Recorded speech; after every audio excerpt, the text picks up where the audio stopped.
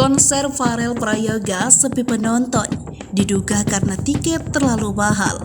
Penyanyi cilik Pharrell Prayoga belakangan ini menjadi perbincangan publik. Pasalnya, Pharrell sempat menggelar konser di kawasan Gunung Kidul, Yogyakarta. Namun, konser tersebut tampaknya sepi penonton.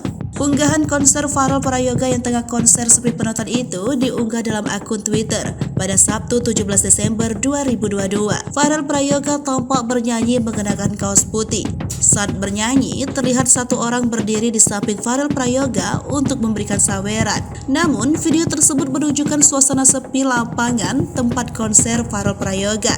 Hanya terlihat sekitar puluhan penonton berdiri di barisan depan. Sementara, barisan belakang tampak masih leluasa untuk diisi penonton konser. Meski konser tak dihadiri banyak penonton, pengawalan tetap diterapkan. Terlihat beberapa polisi berlalu lalang di sekitar lapangan konser tersebut. Unggahan video suasana konser Pharrell Prayoga menuai banyak komentar dari warganet.